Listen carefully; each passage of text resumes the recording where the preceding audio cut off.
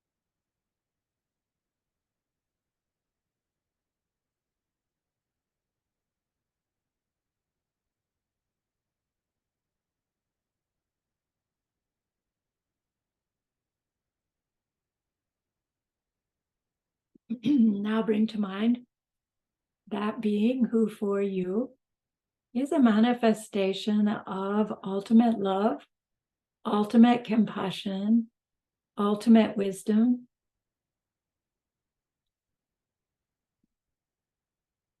And see them there with you.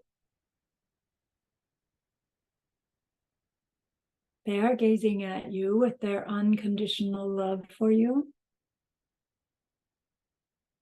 They are smiling at you with their holy great compassion.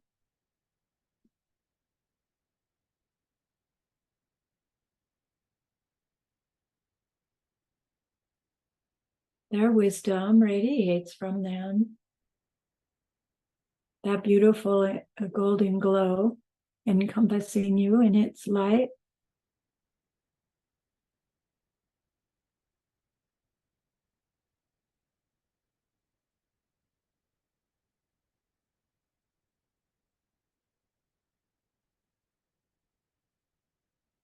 And then you hear them say, we hear them say, bring to mind someone you know who's hurting in some way.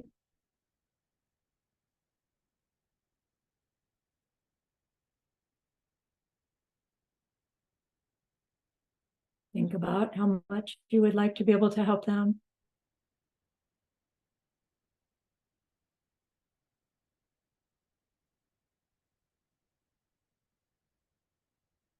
And how the worldly ways we try seem to fall short.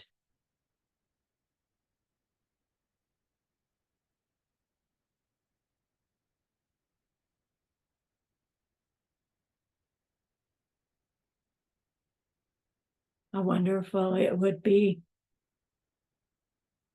if we could also help them in some deep and ultimate way, a way through which they would go on to stop their distress forever.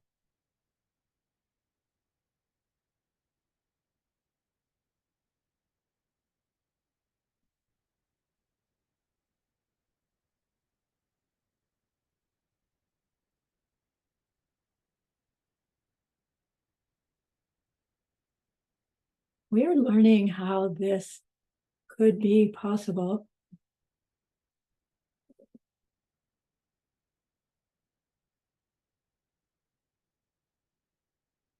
And so I invite you to grow that wish into a longing.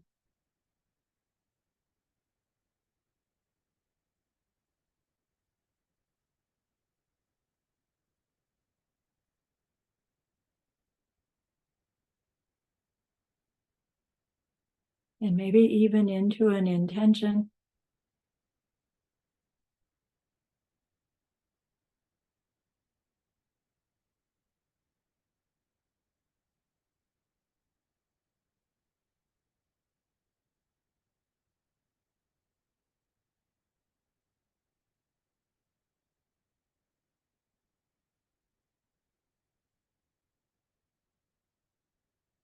and maybe even into a determination.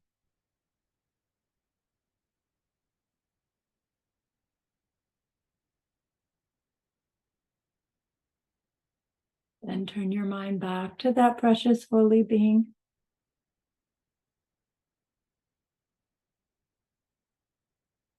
We know that they know what we need to know yet, what we need to learn yet, what we need to do yet,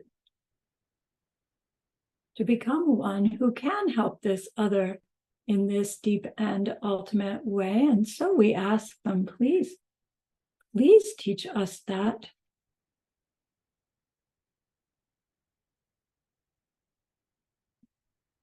And they are so happy that we've asked. Of course, they agree.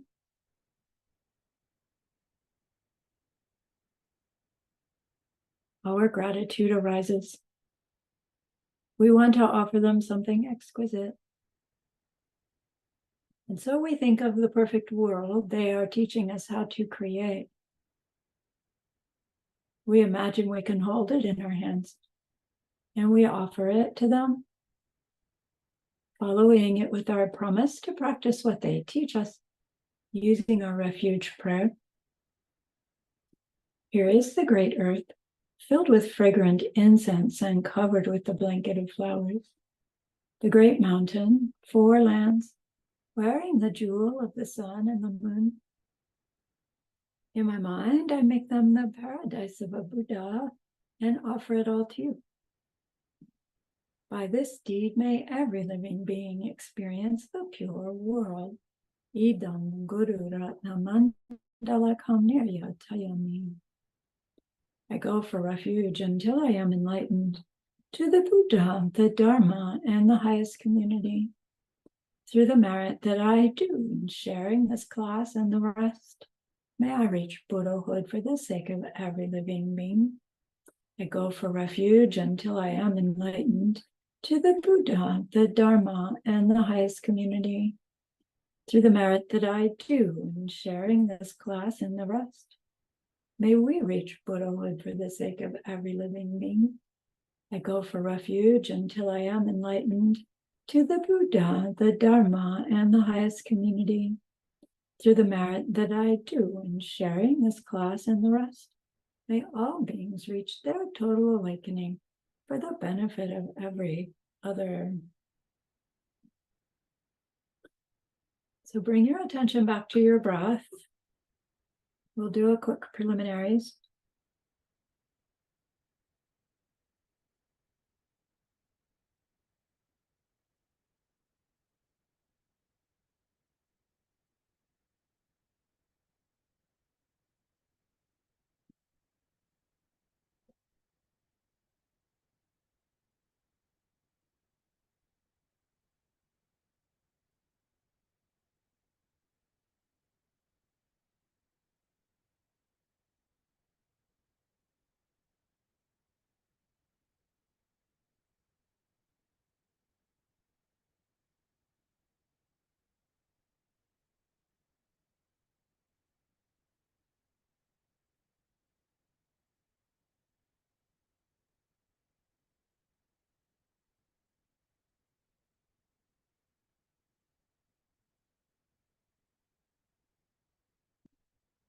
Now return your attention to that precious holy being, a being who's made of ultimate love, ultimate compassion, ultimate wisdom.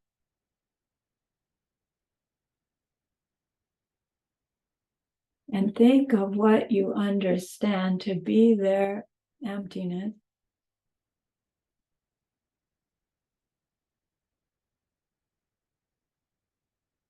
No inherent nature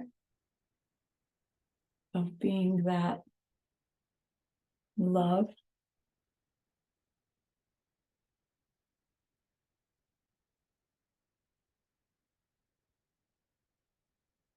And think of what you know of your own emptiness.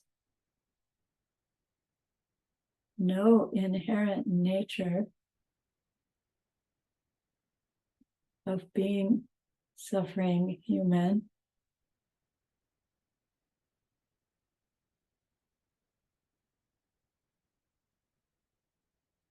And think of how, because their emptiness and your emptiness are identical, not one and the same, but identical, you can just as well become like them as they became them from your side.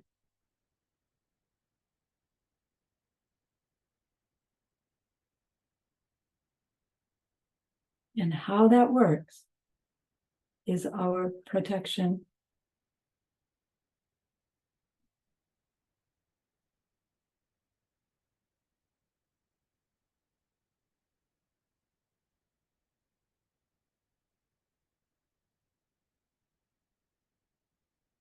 Grow our bodhicitta a little bigger yet.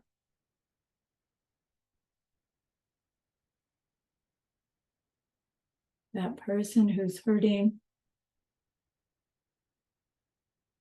their nature is empty too. Their suffering is as unnecessary as mine, as everyone else's, all driven by this great mistake.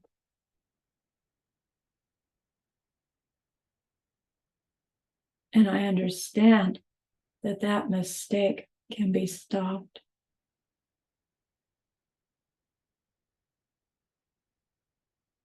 And grow your wish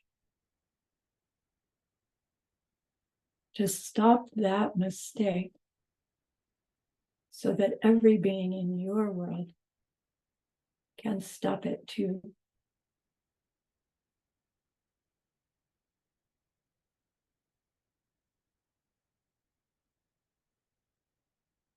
If we can even imagine it, we are closer to creating it.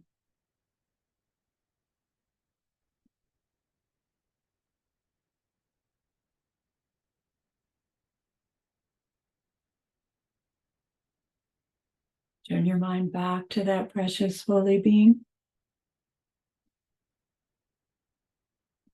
Recognize that they had to have done all the things we need to do for them to see themselves as this being made of love and compassion and wisdom.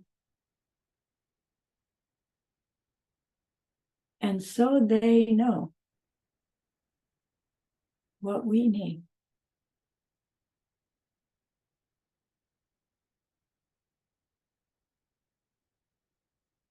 And so admire them.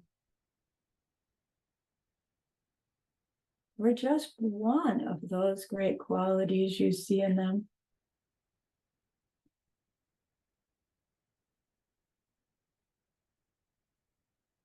Aspire to grow that quality in yourself.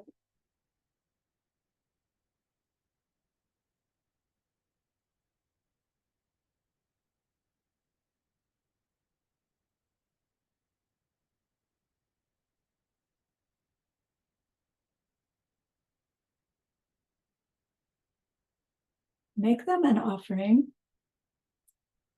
something from your practice, some kindness that you shared because of your understanding of karma and emptiness.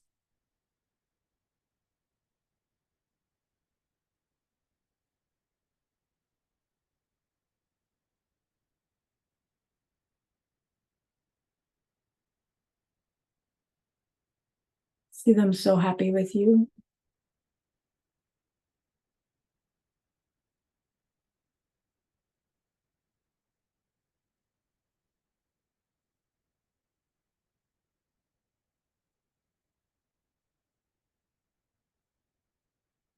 And with equal openness, share with them some human mistake you made.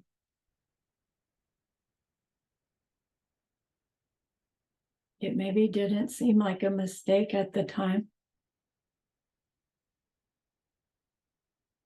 But then thinking of the karmic seed planted and how it can come back. Tell them of your regret.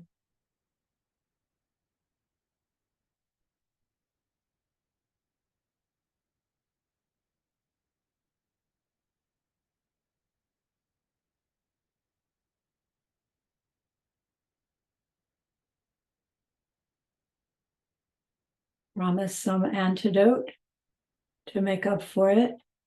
It could be this class.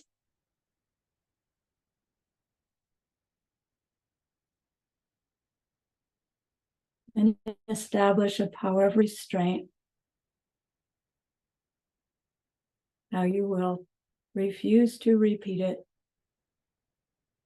given the chance.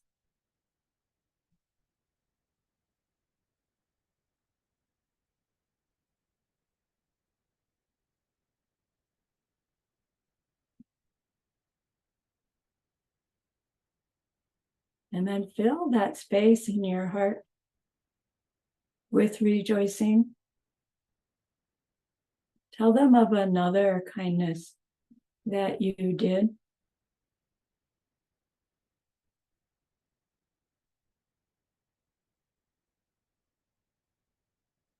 And maybe one you saw someone else do.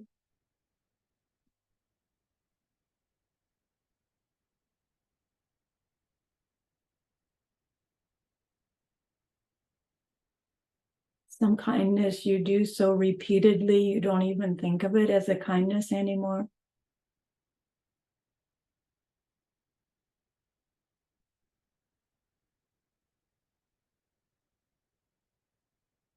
Think of all that goodness you're adding to your world.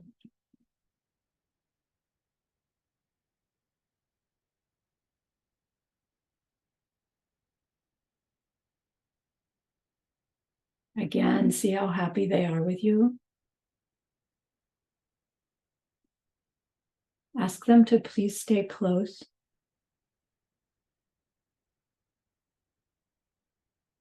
Even in the form of your Dharma friends. Ask them to stay long, to live long. And ask them to continue to teach you both formal classes and those everyday teachings. Ask them to help you recognize that every time your button gets pushed, it's them helping you to become a fully enlightened being.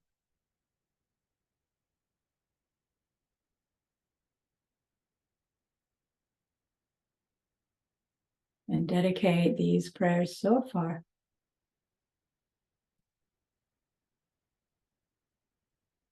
To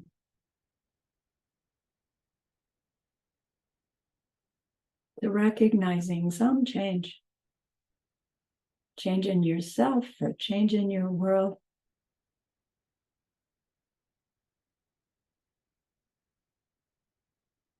That will help you gain the confidence in your practice. And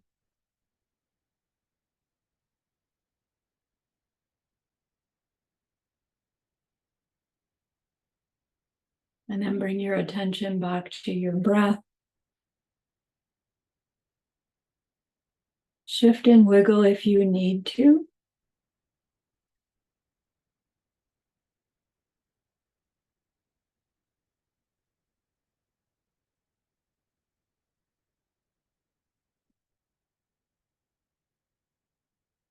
And then settle back in.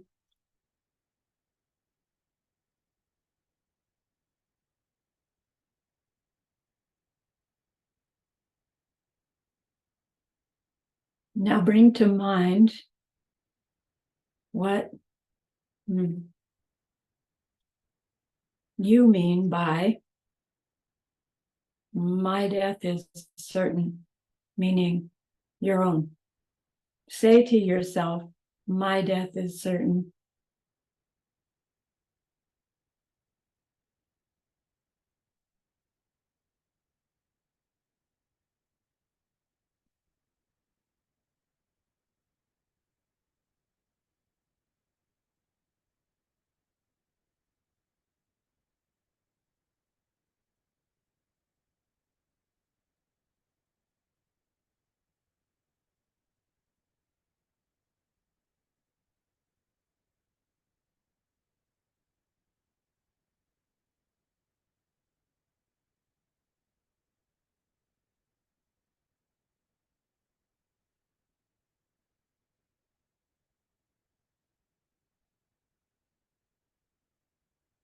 Say to yourself, the time of my death is uncertain.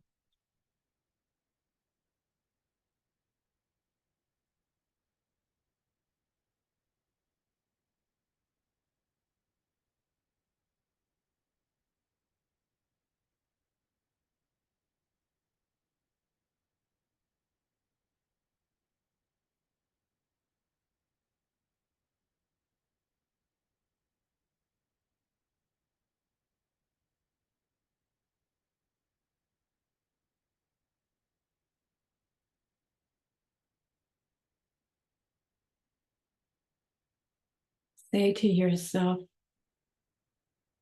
when I die,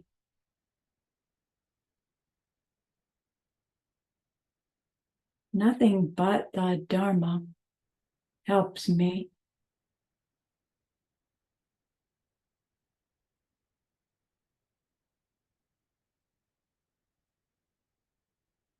And recall what's meant by that.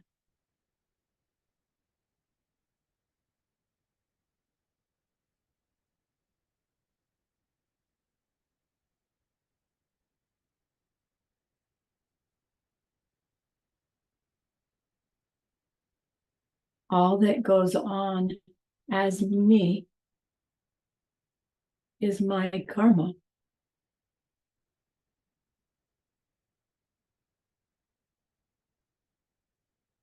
My Dharma study and practice makes the karmic seeds that I want to go on as me and my world.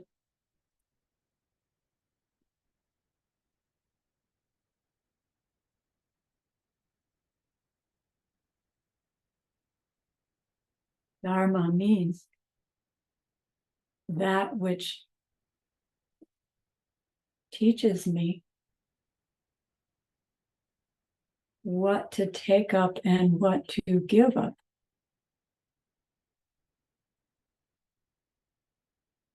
To create that future of freedom from suffering for everyone.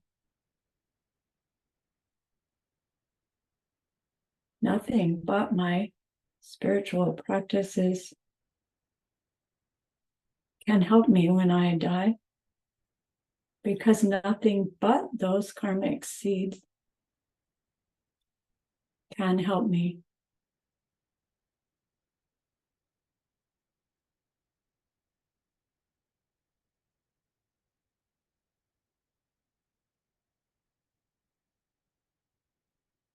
And so I want to take up a spiritual life.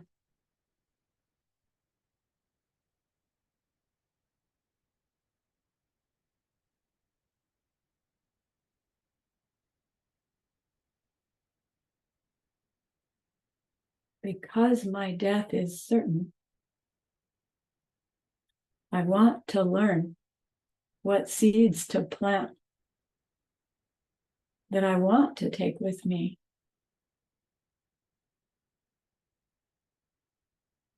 Because the time of my death is uncertain, I will take up that spiritual life now, not later.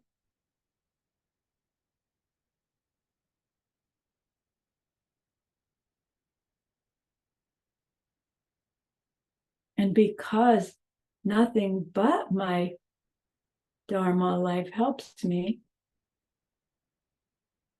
I determine to make my spiritual life my priority.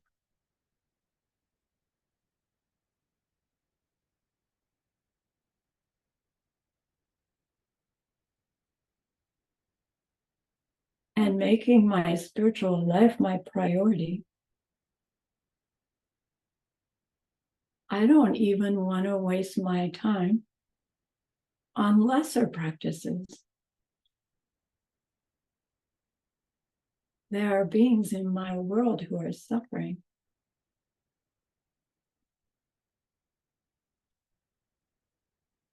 I'm determined to take up the highest practices.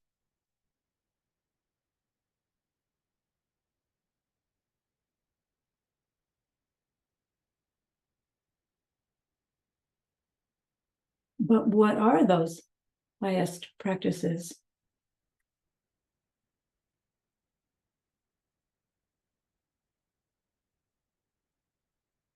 And so find yourself again in that turret room in the sunlight with your staff pointing to the shaft coming out the window, and turn and look at that beautiful peacock colored door that already has the letters, the highest spiritual practice.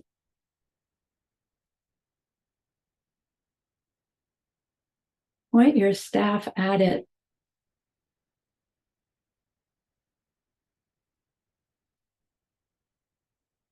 And ask yourself, do you really want to go through those doors?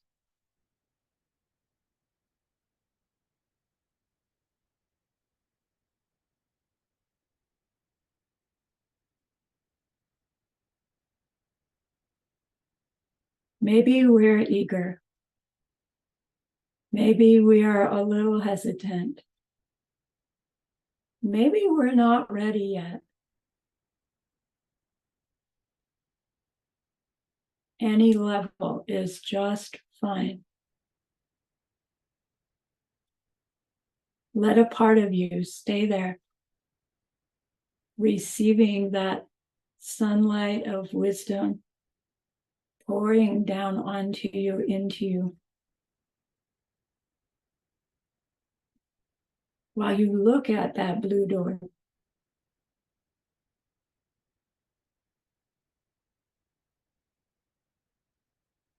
And then bring part of you back to your breath.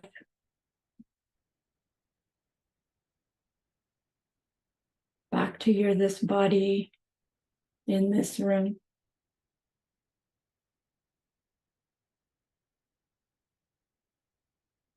And when you're ready, open your eyes, take a stretch.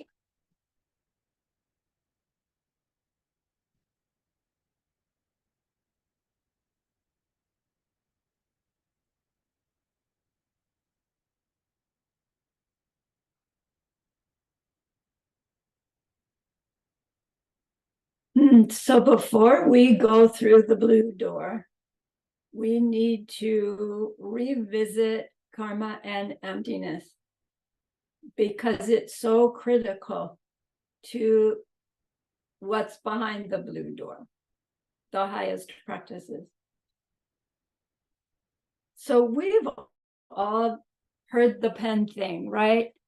There's nobody here who hasn't heard it so many times that my guess your mind goes, right? So send that mind packing and let's do the pen thing together. I want to find one that you can see pretty well.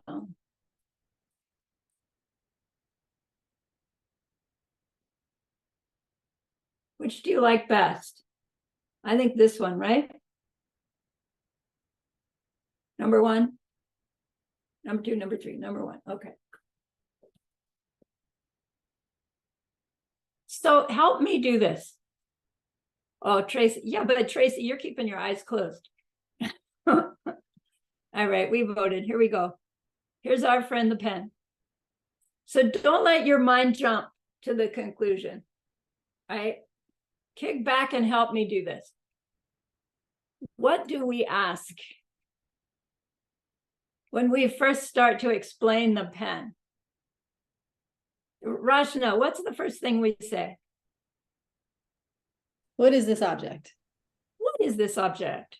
So Victor, what is this object? Wait, I'll show you. Yeah, it's a pen. It's a pen. Okay, what's the next question we ask? I read Luisa's lips. What if a puppy, what if I show this pen to a puppy? What does the puppy do with it? Okay, don't ask, what does the puppy see? Say, what does the puppy do with this? So, Claire, what does the puppy do with this? It would chew it, chew it. Right. Yeah. It sniffs it and it chews it. So human sees a pen here. Puppy sees a chew toy here. Who is right?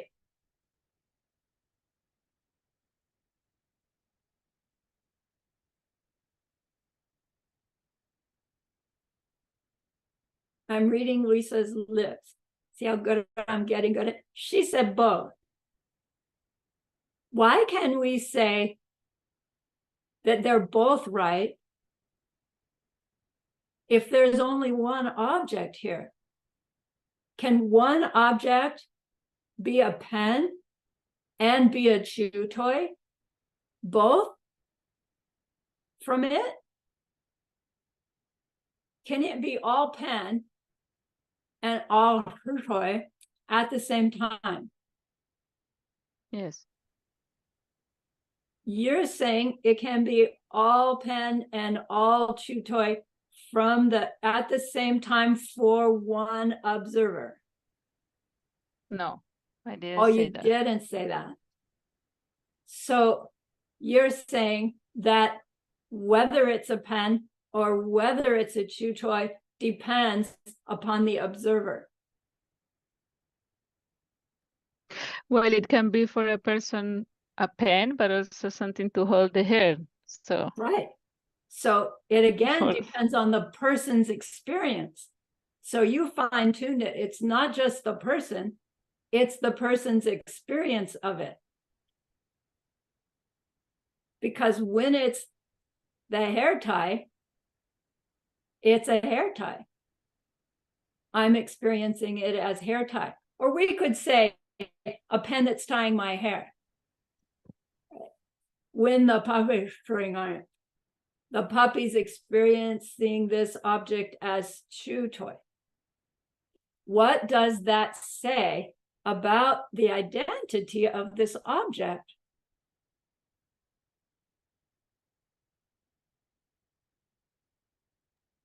that is mutable. That it's mutable, it's changeable, depending on what?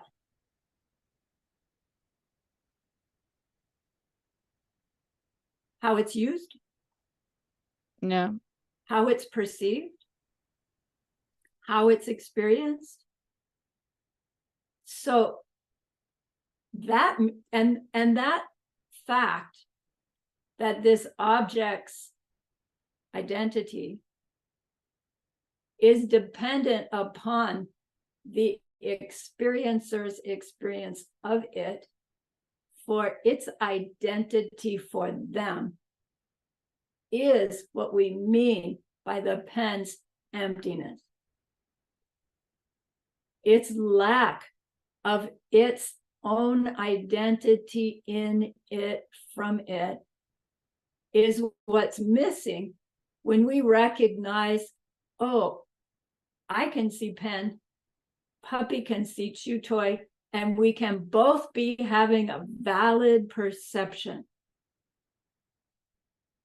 We're looking at what we think is the same object, and I perceive it one way, they perceive it a different way.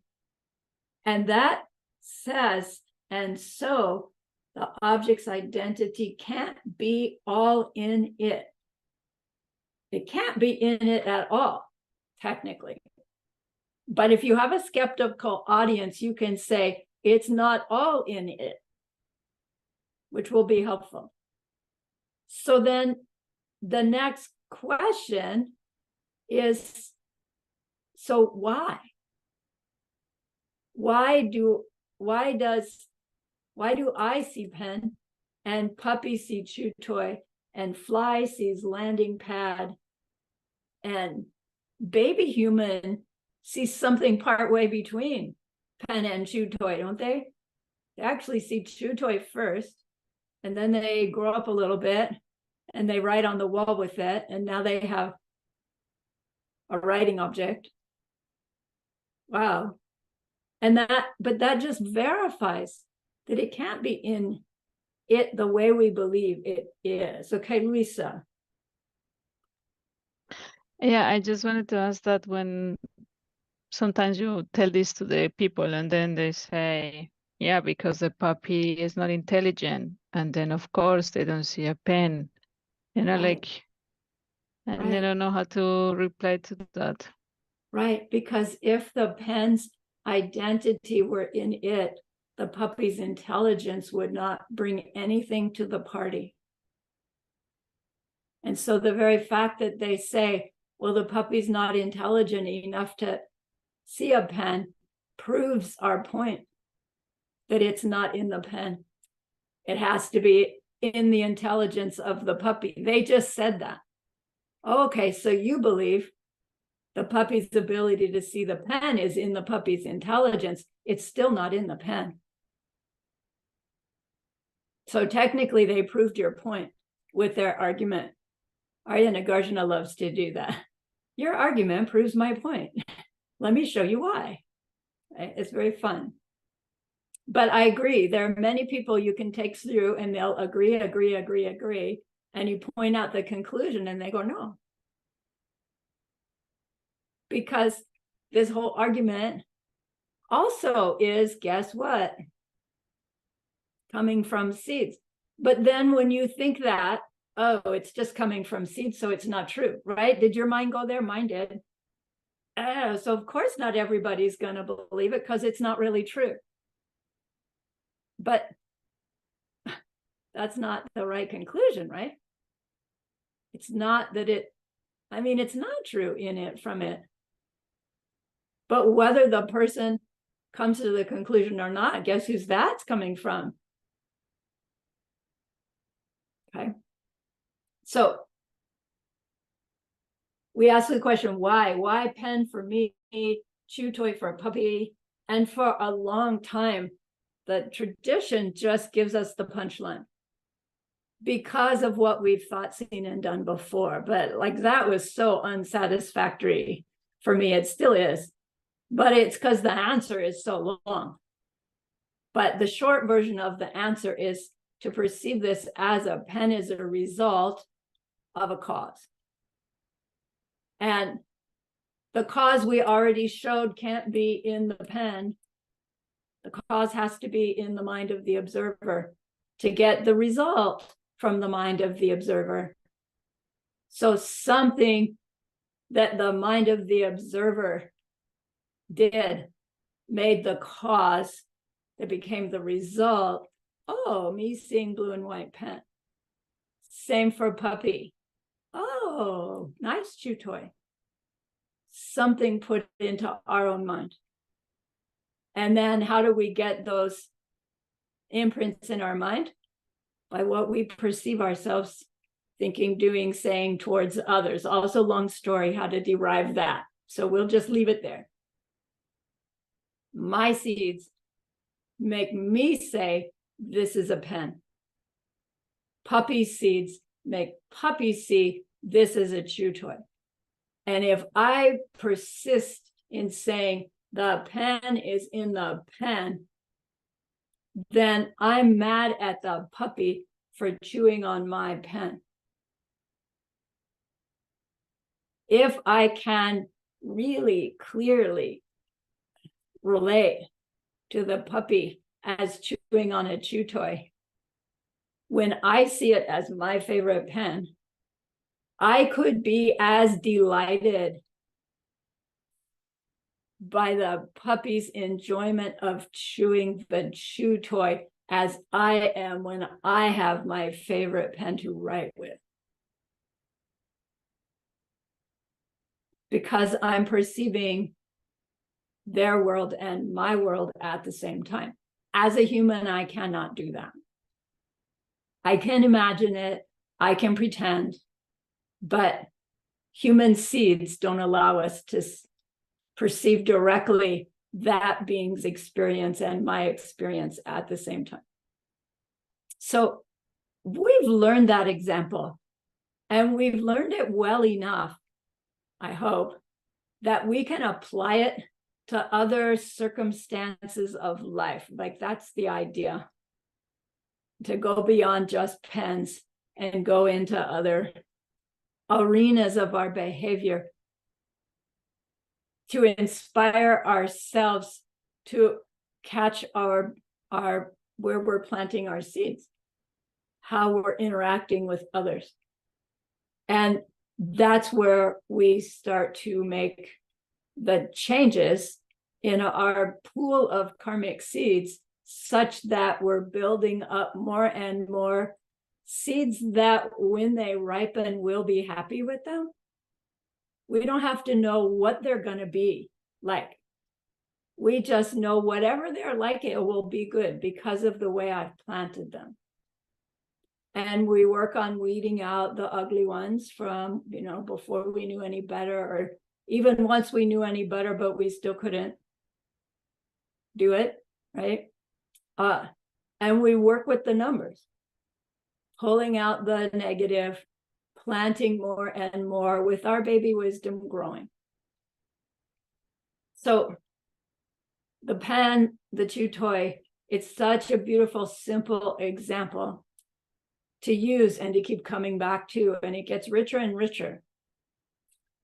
My task for this class is to also share with you the classical, the scriptural traditions explanation of the emptiness of this pen and its dependent origination, which is our seeds making it be what we perceive, and its nature of being that, not in it.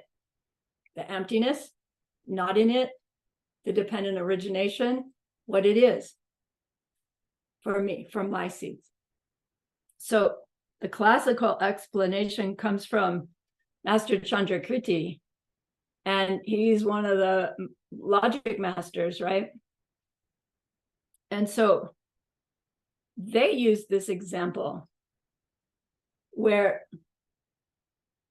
they say, suppose 3 beings from 3 different realms can gather together. Technically, that doesn't happen because the 3 different realms can't perceive each other. They're happening on different wavelengths, you could say. But let's just suppose that, gathering in somebody's basement around a table is a human and a hungry ghost and a worldly pleasure being. So I think we've learned a little bit about worldly pleasure beings. Their existence is all pleasurable until the last week before they've used up all of those pleasurable seeds. And then yuck starts to happen. But until then, everything's pleasurable for everybody in their realm.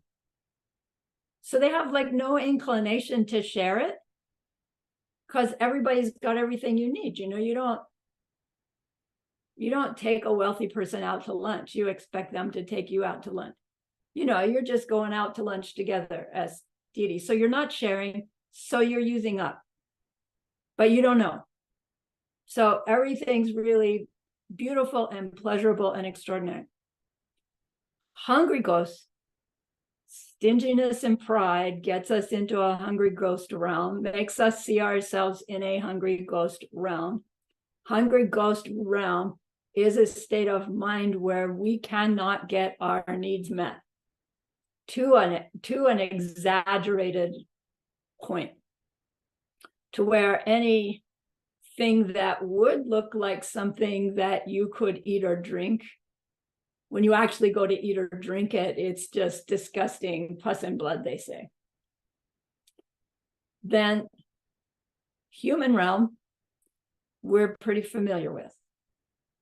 So they say there's a human, there's a hungry ghost, and there's a worldly deity sitting around this table. And somebody comes along and they place this object in the center of this round table. And these 3 beings are looking at this object. Can you see it? I'll prove to you something. I just swallowed it. I didn't die. Okay, so it's not poison. I'm not fooling anybody, right? It's a glass of water. For humans, the human sees somebody set a glass of water on the middle of the table.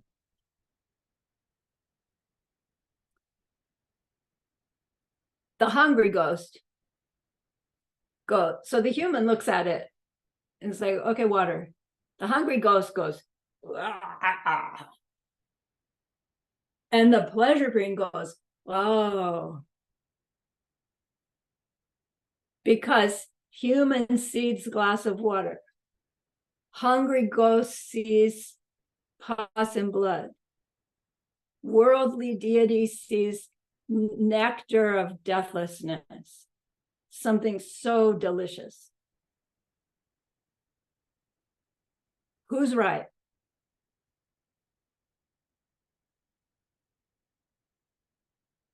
Wait, all three are right? There's only one object here. One object can't be all water, all pus and blood, and all nectar at the same time. It can be. It, from it, in it can be three different things. No, right? I didn't say that. Oh, but it can be three different things if three different beings are experiencing it. Yes. Well then, that means there's nothing there from its own side. Wait, nothing at all?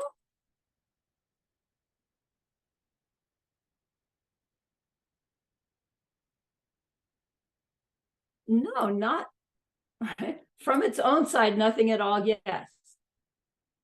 But there's an object there on the table.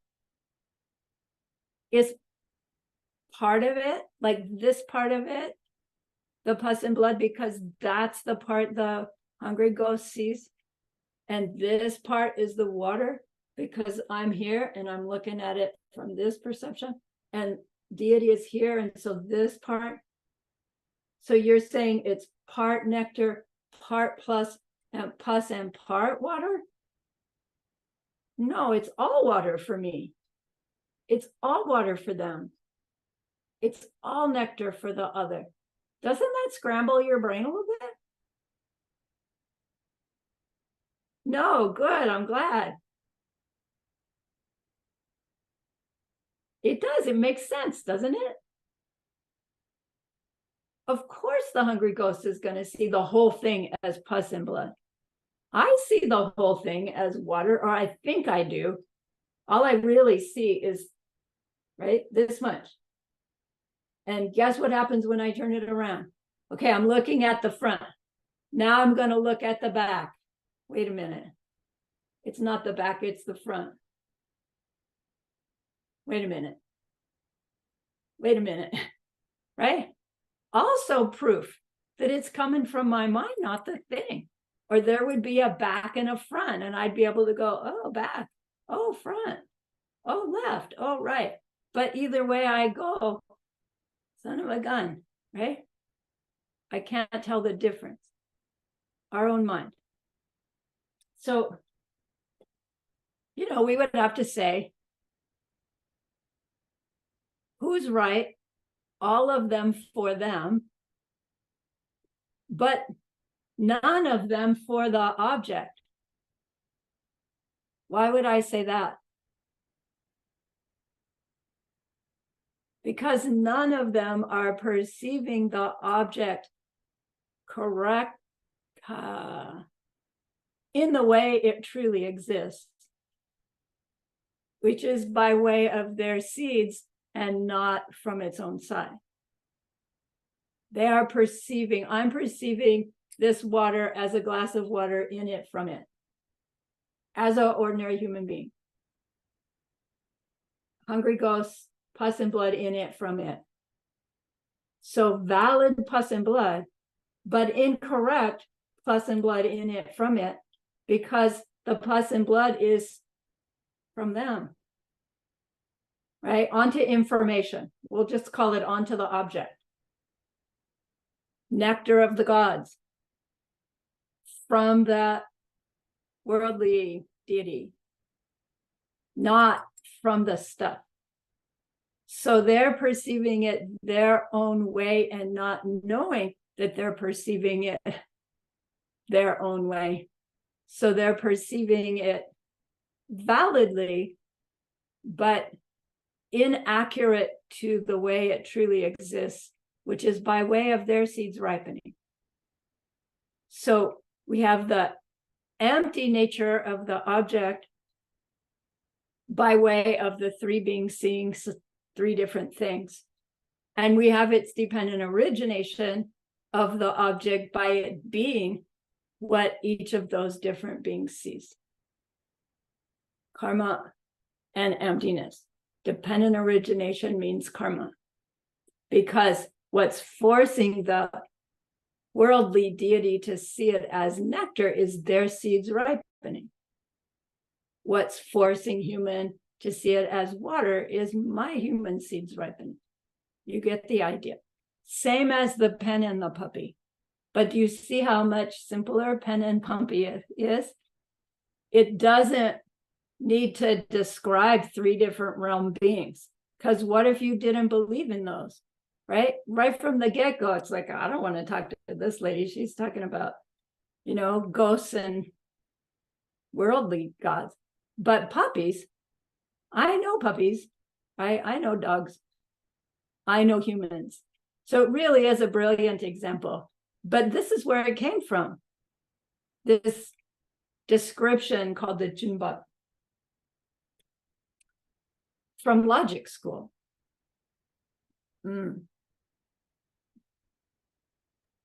sorry, can you please spell Tachumpa? Yeah, CHU apostrophe and B-O-B,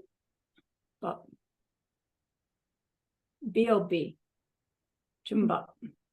It means waterfall, which I don't know how they get from waterfall to this, but maybe the original is they're all standing around a waterfall, right? And the humans seeing a waterfall and the pus and blood, and the other is like, whoa, nectar, waterfall, but it ends up being a glass of water. Which don't mind if I do. So what? So here's one cylinder. Pen for human, puppies, chew toy. Here's another cylinder with 5 more little cylinders. Is there a difference between this cylinder's existence and this cylinder's existence in the sense of its nature in it from it versus not in it from it? And so from whom, right? No, this cylinder and this cylinder, I see it as human hand, flesh and blood, right? Getting wrinkly, getting stiff and sore, getting weak. It must be true because it's my hand, right? It must truly have that identity of aging human hand because it's mine. No, because it's my seeds ripening, it is true for me. When my seeds are better, a whole lot better, this same object, this same information will be ineffable wand of light, like made of love, compassion, wisdom, with all kinds of amazing things that it can do, and no limitations in what it can be, right? Same with this cylinder right here's another one. When those karmic seeds are ripening with sufficient goodness, this object is perceived as this ineffable, holy, enlightened being's body that doesn't die, that isn't limited, that doesn't have wrong view or mental afflictions, is made of radiant love, compassion, wisdom for the benefit of me and my parts, which is everything in my enlightened world. Because my body is empty, because it depends on my seeds ripening what it is for me, then it is changeable. Completely changeable. And in fact, it's changing moment by moment when we come to the conclusion that it's nothing but karmic seeds. And we understand how swiftly karmic seeds are shifting. Right? This thing is, yeah. And when we have that as our part of our identity, then this thing called death changes completely. Right? Because where does it actually happen? If this is all, I don't mean this is all only, but this is what makes up existence. It just changing. The scene is changing. Changing. So that's both the fear of death and the promise of the end of suffering. Because our seeds ripening, right, is all that's driving everything. And those seeds that we're ripening themselves don't have their own nature, which is why our behavior plants new, that adds to the ones that are already there, subtracts from the ones that are opposite, and everything is changing even after the seeds have been planted. They're still shifting. So they don't. Tracy asked, how come if an enlightened being is in a human body, their body would age and die? They aren't an enlightened being in a human body. They are an enlightened being that other beings are perceiving as a human body so that they can interact. And if that body is being seen to age, it's coming from those that are seeing it, not from the enlightened being who knows that the others are seeing them as a human. And they're probably using that on purpose, but they are not perceiving aging and dying. Even as that body that the others are seeing is, aging and dying, they're not perceiving that. They're having a different experience. Okay. Why are we going through all of this? That deity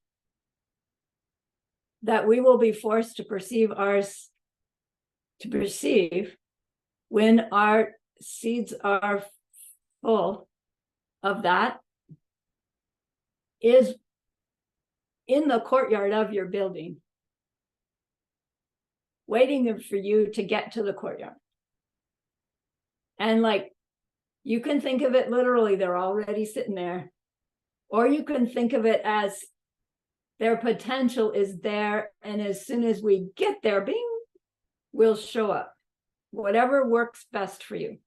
I like knowing that they're there because any enlightened being who's looking at my courtyards, seeing me there already. So I choose to use that one, and they're just in the courtyard going, what is taking you so long, right? Come on, would you? So, but you can say they're not quite there yet, but I find them being there more helpful. How we get there is by going through these different lam rims, the different stages, the different realizations, things that become real for us as we learn and practice this truth of things, including me, are empty of self-nature, and what is there is a result of my own past deeds. And we start at certain levels, and we work amongst those levels according to our ability at the moment to stop blaming others until we burn off all those ignorant seeds and are then forced to perceive ourselves as this fully enlightened being. It can't happen any other way. When we reach that, you don't need your death meditation binder anymore. You give it away, and that's the point. We use it to motivate ourselves to learn the new behavior, to give up the old behavior, in order to make it untrue that my death is certain, to make it untrue that the time of my death is uncertain, and to make it very true that nothing but my spiritual life helps me, because it was that spiritual life that guided me in what to take up and what to give up. Right? Okay.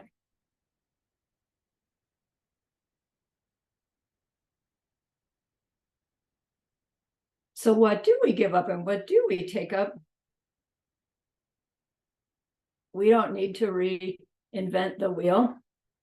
We can follow the example given by those beings, well, at least the one Shakyamuni, who has taught in our world, give up the 10 non-virtues, take up the 10 virtues, try to follow the refuge advices. When you're a bit more motivated, take the vows, 5 lifetime lay vows, maybe even ordination vows if you're into that.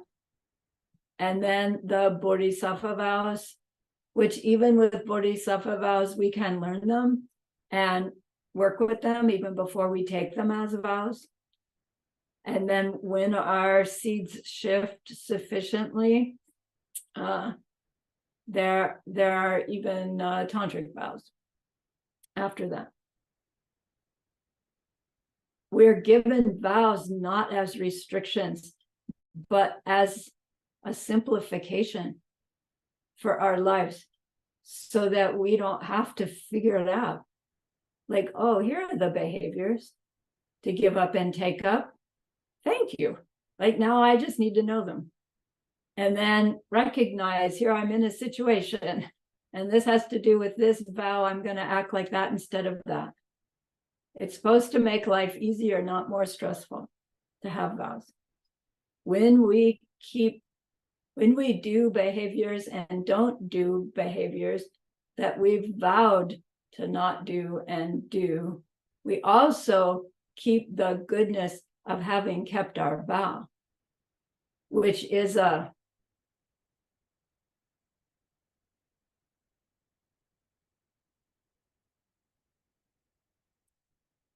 additional power to the goodness that we did.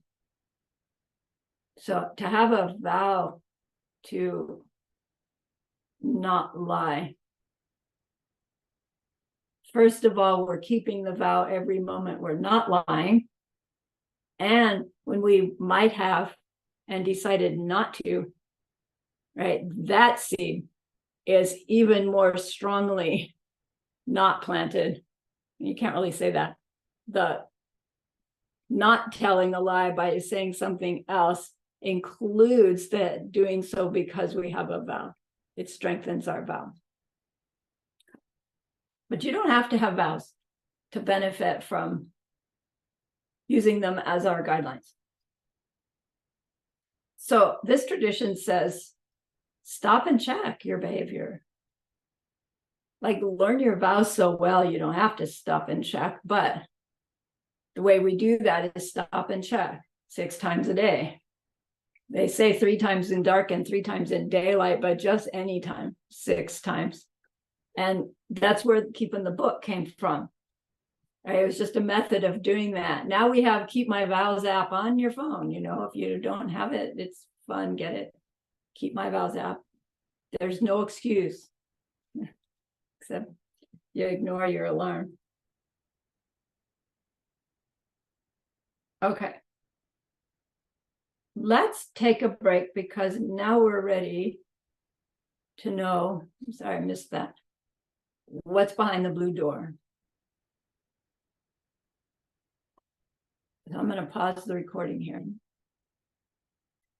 Pause recording.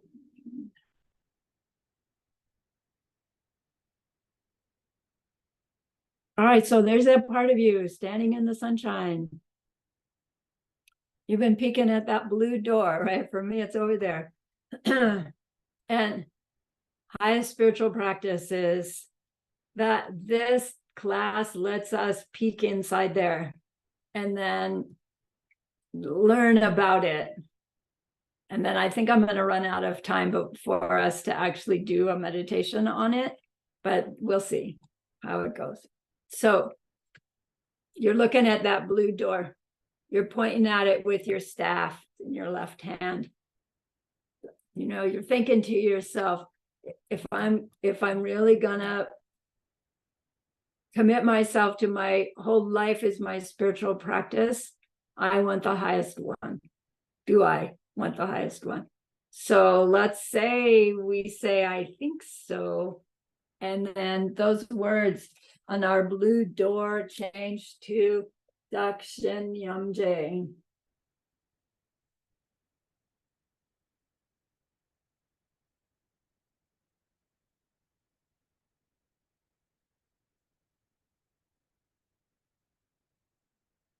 Dakshin Yamje. It means me, Dak, Shen, other.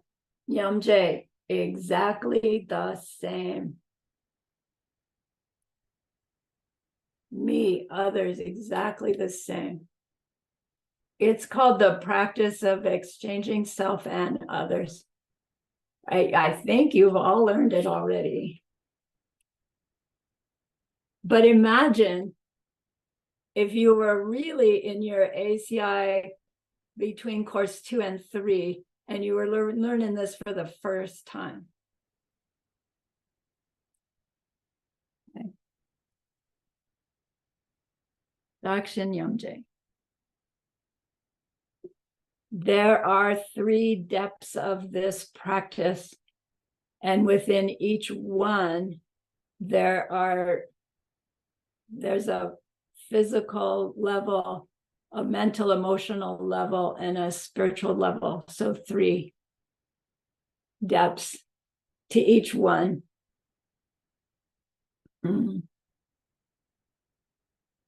Exchanging self and others is the practice.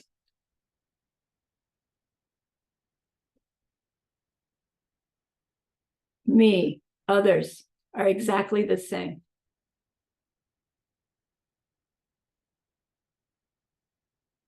So at the beginning level, it's the very basic level of having enough distance between ourselves and our immediate experiences with others in order to have in mind that idea of putting myself in their shoes before I judge them, before I react to them, before I interact with them.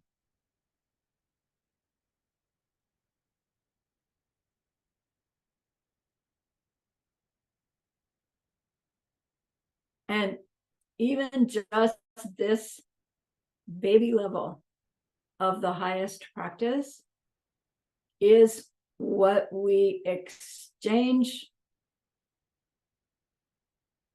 the things in our backpack for. right? So eventually we got rid of the backpack altogether. But as we were taking those worldly things that distract us, take up our time, make us react badly, and we're thrown over the bridge, we weren't putting something in to replace them yet. I mean, technically what we put in was the whole death awareness practice.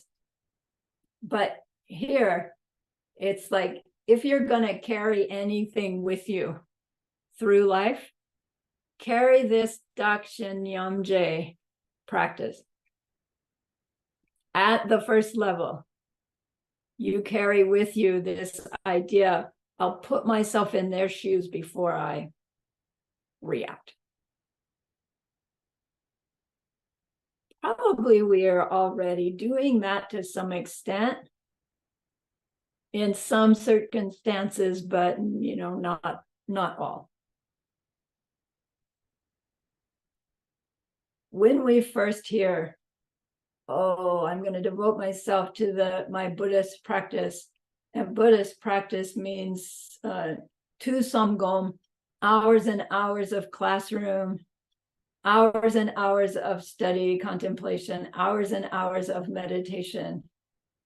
We think, oh, the stuff I'm pulling off my backpack needs to be all those things that make me have to go do things during those hours that I would have been in class, or I would have been contemplating, doing my homework, or I would have been meditating, but I can't do those things because, I have a job that starts at 7 a.m. and, I have to pack to leave tomorrow, so I can't come to class. And right, we have all these different other priorities. So it seems like we're saying, okay, what we put instead is these hours and hours of study, contemplation, and meditation. And like, that's as big a burden when we're thinking of it wrongly as the magazine subscriptions and the football tickets and right, all that other stuff that we pretty happily said no more of.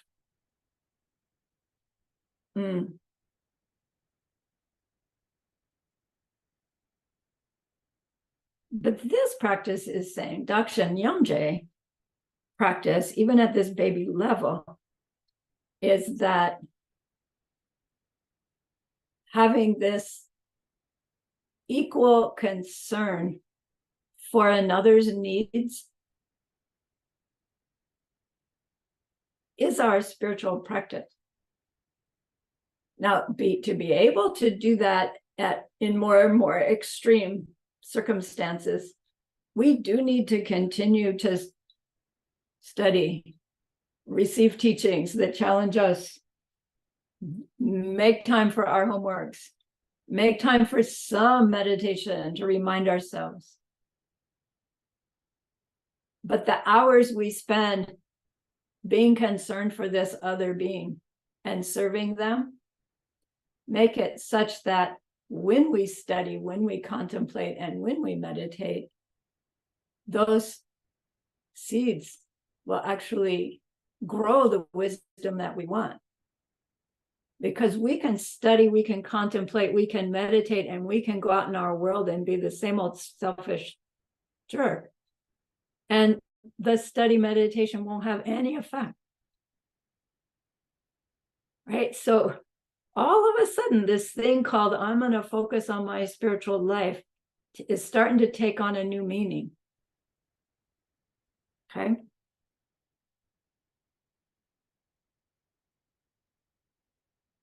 Geshe-la says, the holiest practice that you can do today, if you're going to die tonight, is practicing this exchanging oneself and other. And to do that, we need to be around others. We imagine we're around others on our meditation cushion, which is great, but being around others is where we get the laboratory experience to see if what we tried to do on our meditation cushion sank in deeply enough to allow us to do it in physical reality. And sometimes we'll be successful, and a lot of times we won't. And we regroup. And the next day we try again, if we're lucky enough to wake up alive. We try again, exchanging self and others. So these other beings in our world, they are like our wish-giving gem, our Aladdin's lamp. They are the ones through whom we interact in ways that plant the seeds that create our own Buddha me in Buddha paradise, emanating with all those other Buddhas in paradises. It's only through our interaction with others that that can happen. So now our devoting to spiritual life only does, it means, it less means giving everything up and going to, live at the base of a tree. Now it means that we've given up an attitude towards our stuff, towards our people, and we're replacing that old attitude with this new attitude. We haven't given them up. We've given up our old attitude. So let's see how that goes.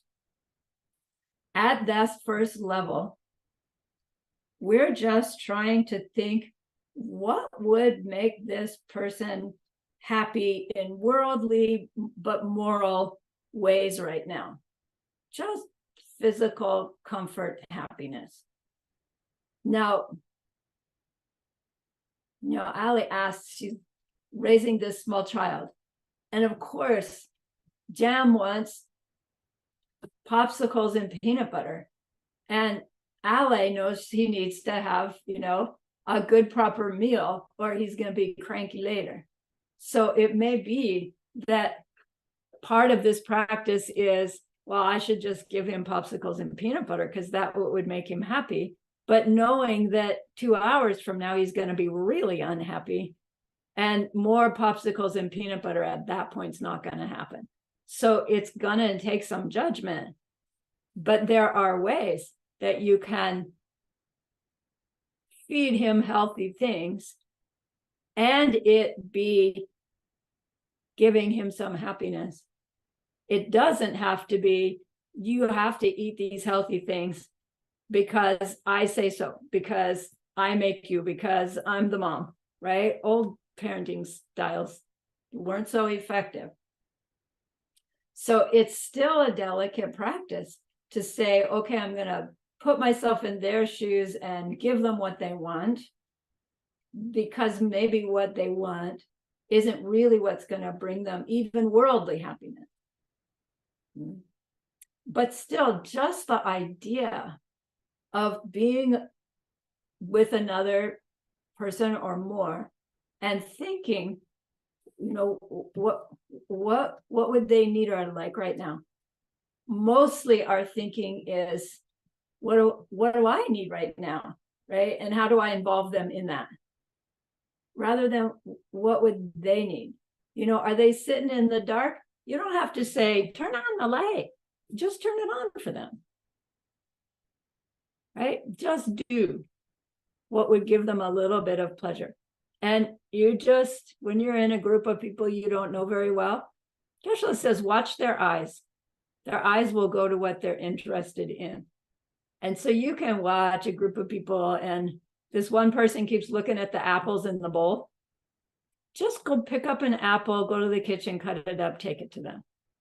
If you were that person, how would it feel?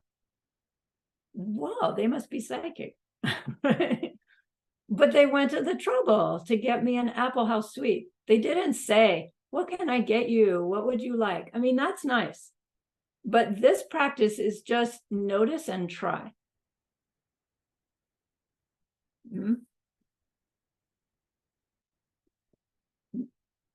Easy enough. Easier when we know people, less easy when we don't know people, but a little more astounding to both our own mind and to their mind when we try with people we don't know.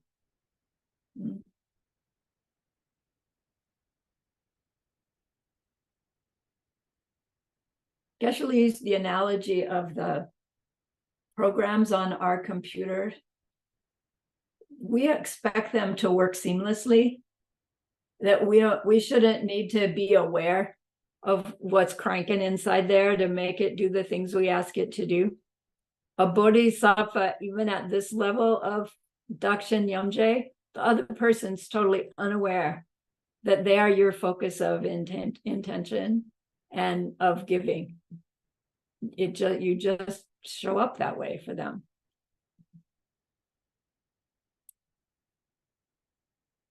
Okay. So just at this first level, bringing them a little bit of healthy, moral, physical pleasure, happiness. If that's all we did differently, that's the best karmic thing that we could do on any given day, should we die tonight. Just pay attention and try. If they are pleased with what we do, that's not what we're watching for. Because that's a result of something else. What we're watching for is the us trying to attend to their needs. Okay.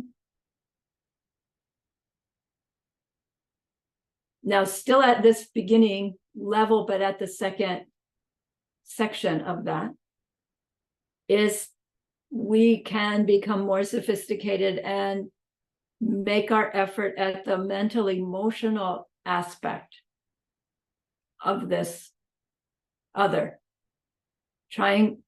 making our purpose be to give them some mental emotional healthy, wholesome pleasure at the moment. And what we mean by that is that we're intentionally giving someone an opportunity to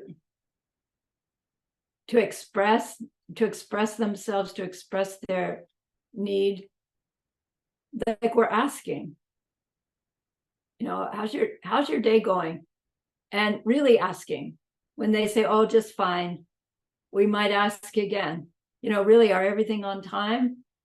But giving someone that feeling of safety to open up. If you know their mother is ill, how's your mom doing? Almost nobody asks someone about their sick mother, sick child, because you just really don't want to know the answer. And so in this exchanging self and others, you're not intending to give them a solution or to make a suggestion.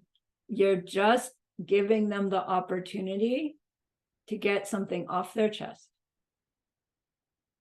Oh, she had a really hard night. I was up all night with her. Oh, I'm so sorry to hear that. I hope today goes better. That's all.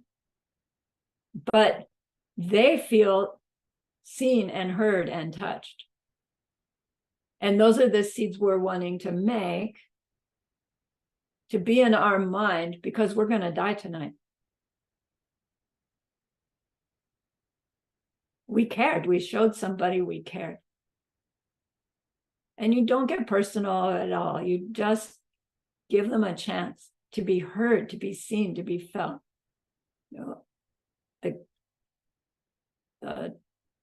The grocery store checkout clerk. Yeah, have you been on your feet all day? Man, you must be tired. When normally we're just, right? Did she get it right? Did she miss anything? Did she? Okay, I've got to get out of here. It takes nothing to just pay a little attention. And it gives a warm heart to both of us.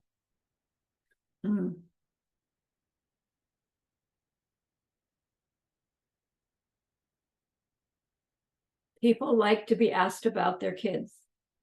People like to be asked about their grandkids. People like to be asked about right? Figure what do you like to be asked about? Then still on this beginning level, there is a spiritual aspect. This one's trickier. Geshe-la says on this one, what we do is in our meditation cushion time, we think about what it might be like to recognize like an opening, a little open opportunity to slide in something about karma and emptiness without using those words. You know, in my experience, I really find that what I sow really I really do reap what I sow, and just leave it at that. Or, you know, just these little one-liners that might help somebody. I find those always fall on deaf ears. I wonder why. But, you know, some seeds have been planted. It's enough. It's enough. Just the thinking of when I have a connection with somebody and they are in a position where they're questioning, they're searching, they're wondering, will I be brave enough to share with them the pen thing? And prepare for that on your meditation cushion and be willing to try, but only when the time is right. Because again, we're exchanging self and other. Do you want to be told, right, the truth of something that you don't believe in yet, that you're not ready for, you're not interested in? No. But when your heart's aching and you're searching for something, there might be some little nugget that we could help them with. And helping on the spiritual level is a powerful thing to try at the right time. At this baby level of exchanging self and others, there's still me, there's them. What I'm exchanging is my priority of me first habit, and saying, no, them first. Let me just try to be in them first mode for a little while today, because I'm going to die tonight. And I want those seeds in my mind stream for when I die tonight. Because without that, I would have gone through my whole day just me first, me first, me first, me first. So our little opportunities, or not so little opportunities, to shift that intentionally are powerfully planted seeds, because they're so different. They don't have others. They're negating all our others because they're so different. Not negating them completely, of course, but helping to negate our selfishness. Then 741. At the medium level of exchanging self and other. At this point, we are wanting to engage like some level of empathy. So sympathy is, I'm sorry for your having a hard time. Empathy is, I feel your hard time. People who are empaths, they really struggle mostly because they can't tell the difference between feelings that they're having that are their issues and feelings that they're having that are somebody else's issues. And it's very confusing, you know, and you just don't know how to respond. So, you know, empathy is a really, really powerful tool if we have it and we're trained to use it, but otherwise it'll make you crazy. So, you know, don't wish for yourself to be empathic yet, but as a fully enlightened being, you're gonna be, right? You're gonna be directly aware of every being and what they're experiencing. Kind of scary when you put it that way. So at this level of exchanging self and others, we're trying to get a sense of what is that person in fact feeling right now. What kind of mental affliction are they having? What kind of emotional response are they having? And the main exchange, self and others here, is involved with how is my behavior influencing them? Like what our empathy is trying to develop is, how are they perceiving me? So that I can adjust my behavior towards them such that we will be aware that it's uplifting them instead of downpulling them. So it's not just exchanging self and others empathy to really see how much they hate apples, but it's to be aware of how our body language, how our word choices, how our tone of voice is influencing them. Is it uplifting? Is it feeling loving? Is it feeling attended to? Is it feeling criticized? Are they feeling, me jealous? How are they experiencing me? It sounds very self-involved, but the idea is the willingness to adjust our interaction, our personal behavior towards them based on getting a sense of, am I being negative? Are they perceiving me negatively, or are they perceiving me positively? Because I want to be an uplifting, helpful experience for them. So that's less about exactly what you're doing as it is about these nuances of how you're doing whatever you're doing, and this concern for its impact on them. It's part of those two states of mind. You remember Notsa and Trellew, where it's like holding our own behavior because, I think highly enough of myself that I won't let myself do that, even if nobody knows. And Trellew is, no, I care so much about my impact upon them that I'm going to fine tune my behavior to be concerned about how I will influence them and their decisions in life in the future by my behavior. Right? That's this level as well. How am I influencing them by my behavior right now? Whether it's directly with them or indirectly with them. Say we have a whole bunch of people in our office and we're not interacting with anyone right now, but they're all vaguely aware of me.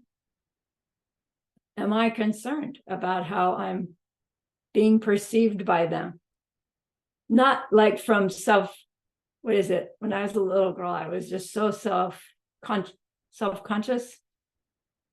that I was so shy. I just wanted to hide because of how they were looking at me. But it's just the wrong side of the pendulum of this same attitude.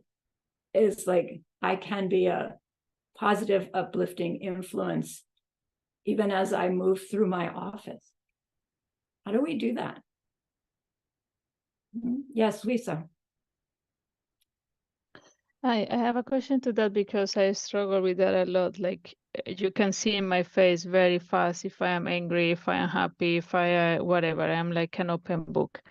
And then I feel like, okay, in theory, I should not disturb others' minds, but then I feel all the time like forcing myself to be fake, like to kind of pretend everything is okay and I love each other, everybody, which is not true. Like if someone is doing something that I don't like, then I just show it in my face. And then I am being, how to say, criticized or like, yeah, pointing out like they can see very clearly if I'm happy or not.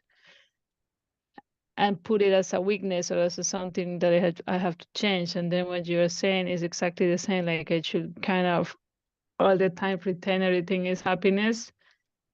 And then I feel super fake. So I don't know, I haven't Yeah, you know, found I think that's a critical issue that you want to delve into, because you're hearing them say you have to change because we need you to change.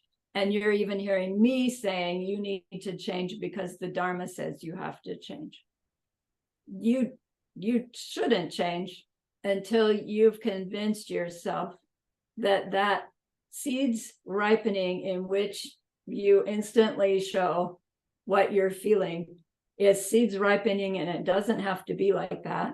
And those feelings that it is showing, they're coming so quickly as a result of what kind of judgment, of what kind of situations, right? So it's not that showing it on your face or not, it's those mental afflictions inside there from the get-go.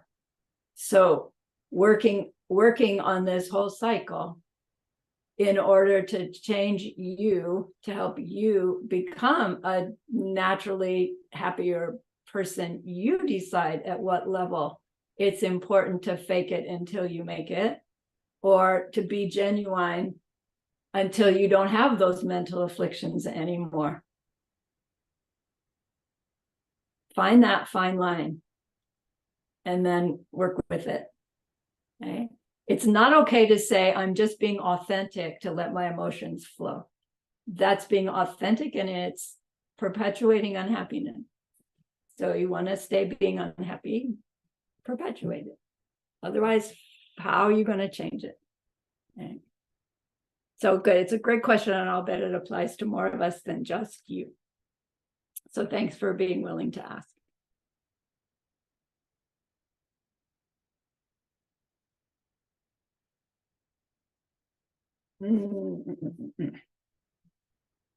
So at this level, we are still me versus you, only I'm trying to go to this deeper level of awareness of how my me is affecting you, and have my concern for you, be a little bit higher than my concern for me.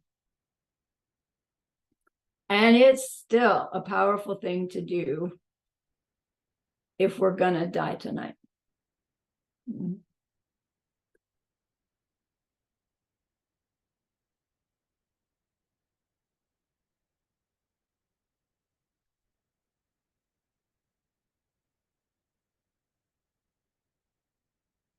So on this level, I didn't go through the three, the physical, the emotional, and the spiritual, of the three, of the concern for how we are affecting them. Master Shantideva goes into that a bit when we get to course 11, I think. So for right now, think of this second level is how my behavior influences them, impacts them. And it could be our physical behavior, it could be our emotional behavior, as Luis has given us that kind of, they're going together. And then the spiritual level would be becoming more and more aware of our ignorance and their ignorance as the source of this whole mess to begin with, and becoming more and more aware of how, because of our belief in things as natures in them, we hold to the arguments that we have. And can we set an example by way of our understanding the no self nature of the issue we're fighting about, and not meaning just concede, but work cooperatively to come up with an alternative to both. Okay. So then the deepest level of exchanging self and others is where we remove the distinction between self and other. So when they say self, other, exactly the same. Exactly the same in wanting happiness. Exactly the same in wanting to avoid suffering. Exactly the same in being my seeds ripening and nothing but including the me. Without falling into that cliff of, well, then nobody and nothing exists but me. Because that lands us right back into, well, then my needs are the most, and right, it's sort of where we started.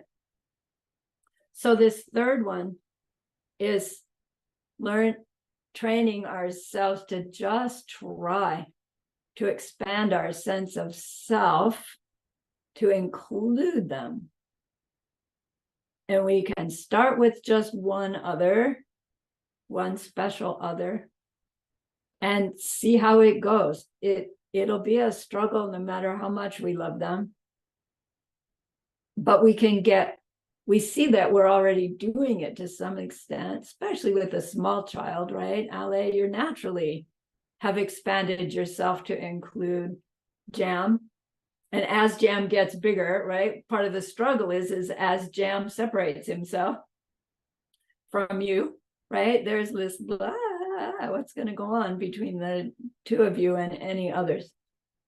But they're great seeds that are being made while we're in that right, natural arena of self versus other with a small child. And yet, if we're doing it without wisdom, we're just missing some big opportunity that once we're doing that same being with wisdom, our seeds are planted differently, which again gives us another clue to Ale's question. It's like, how do I make my spiritual life my priority when I've committed to being a wife and mother? You know, like I've got 20 years to go before I can say, see you guys, I'm out of here. But that's not committing to a spiritual life. Right? This is saying your commitment to your spiritual life is to interact with these two relationships in such a way that dying tonight or not, you've done the highest spiritual practice by working with these different levels of exchanging self and others. Even just the first level is a great level to work at. And a little bit of second level empathy side, really concerned with how my behavior is influencing them. And then this third one, expanding self to include others. We can't always hold that. So when Master Shantideva, we're at the end.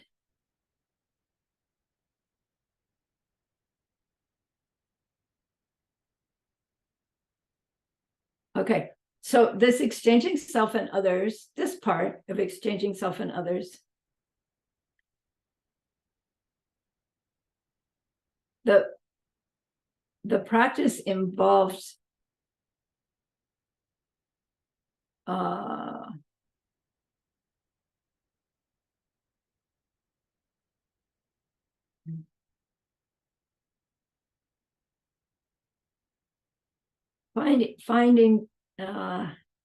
finding ways to remind ourselves that this other being that we're serving right now, I can consider them a part of my me. We can decide that me stopping, with this body is a limited level of me, and I can choose to decide that I'm just gonna pretend that they're a part of this thing I call me. And when I choose to decide that, then when I feed them a meal, I'm feeding me a meal. right? In the moment, this body is not eating, that body is.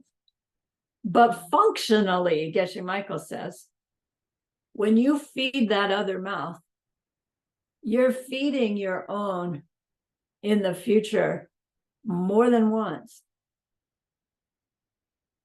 Like you're assuring that there'll be something going in this one by assuring that something goes in that one now. And our mind goes, yeah, but I could feed them, and this one would starve to death. But seeds say, not actually possible. And our self-existent me goes, no, that can't be, right? If this one never eats again, it has to die. Wait a minute. What did we say about that death thing? Transformation, right? If I'm feeding me, that me, that me, that me, that me, my seeds for this limited me are wearing out and not being replanted. When we say, I want to be Buddha, I want to emanate to countless beings and be what they need, and then to say, yeah, but if I feed that mouth, this one won't get fed, we are not being consistent with our understanding of karma and emptiness. So the way we create a fully enlightened being who is paradise being, emanation being, wisdom being, and emptiness being all at once is by doing this expanding self and others practice. So there are different levels of that one too that I will take us through in the next class. Let's stop at this point so that you can think about and explore these first two levels and the idea of the third one as being the highest spiritual practice that we want, because nothing but our spiritual practice helps us when we die.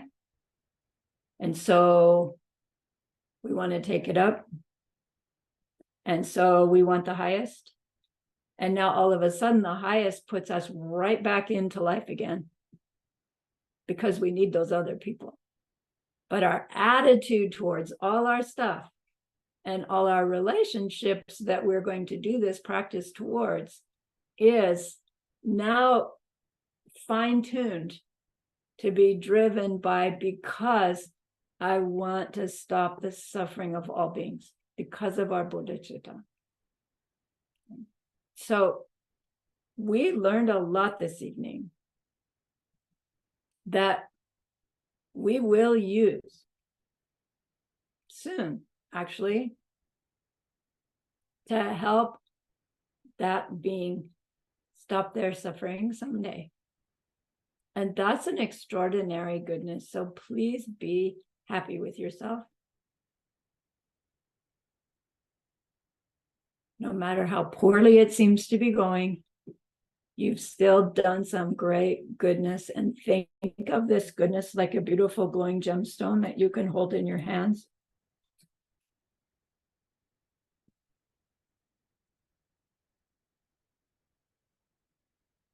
Recall your own precious holy guide. See how happy they are with you.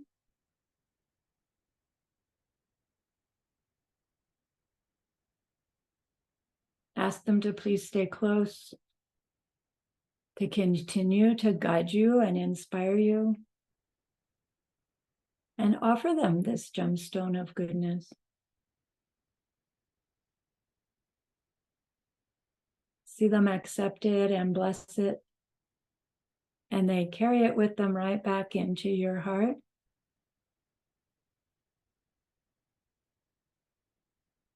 See them there, feel them there.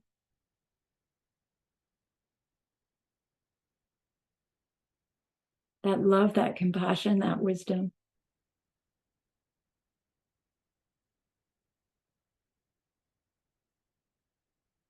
It's glowing within you.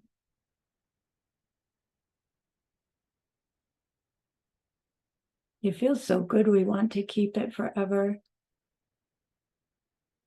And so we know to share it.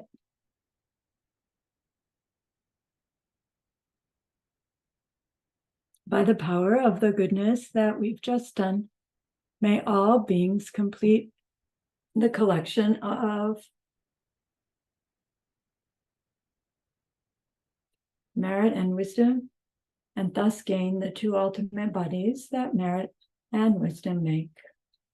So use those 3 long exhales to share this goodness with that one person, to share it with everyone you love, to share it with every being you've ever heard of. See them all filled with happiness, filled with wisdom. And may it be so.